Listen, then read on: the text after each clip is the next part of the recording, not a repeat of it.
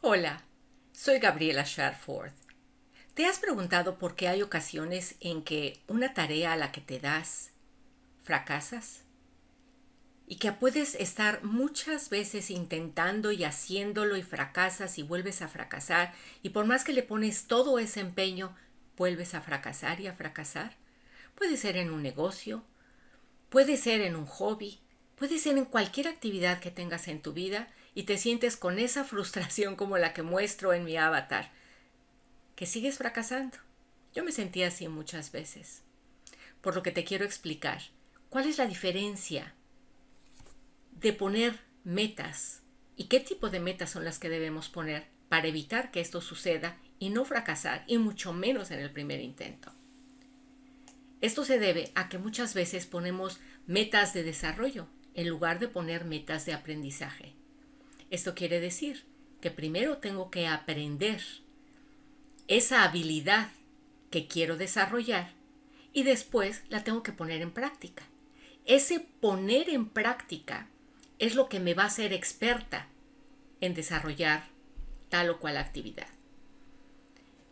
La semana pasada tuve un ejemplo muy claro con uno de mis clientes. Este cliente es un joven adolescente que está empezando la preparatoria y es un joven que se exige muchísimo a él mismo, pero estaba teniendo ese estrés de tener un papel en blanco enfrente porque tenía que entregar un documento y escribir una narración de la historia sobre una lectura que habían tenido.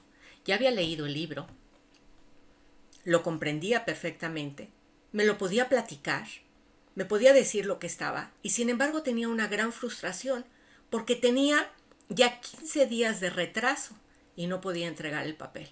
Y cada vez que se acercaba a la computadora a escribir, sentía una grandísima frustración y una ansiedad que lo paralizaba. Yo recuerdo haber estado ahí.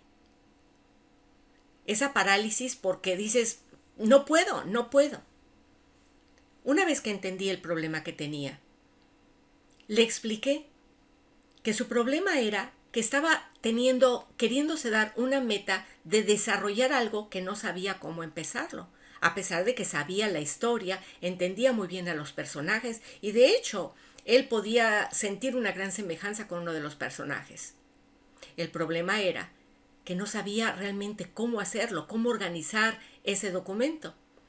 Él es muy dedicado a los deportes, pero en cuestiones de escritura, al empezar en la preparatoria, las exigencias son diferentes, las demandas también son diferentes.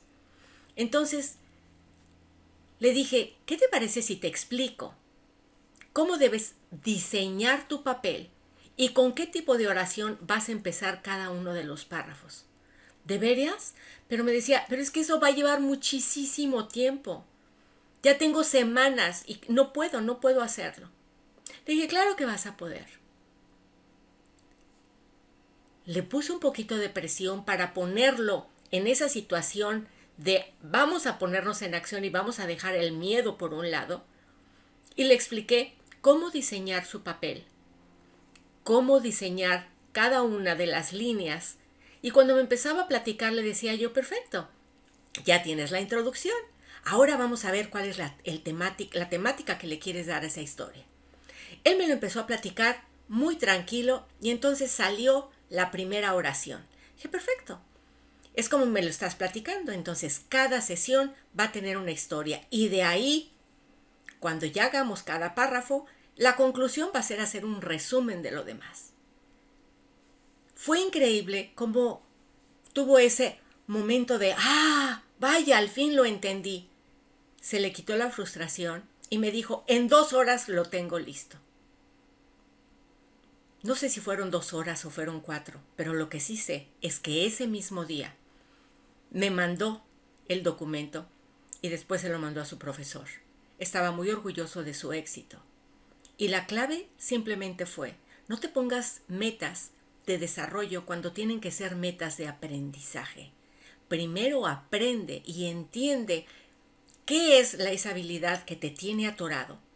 Entiéndela, estúdiala, practícala.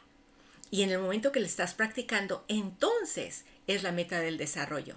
No te exijas hacer lo mejor de algo que ni siquiera has entendido cómo se hagan. Es por eso que muchas veces fracasamos. Por eso te invito a que sigas escuchando estas cápsulas educativas en Desarrollando tu Potencial Personal y Profesional con Gabriela Sharford. Muchas gracias. Nos vemos en el siguiente segmento. Hasta luego.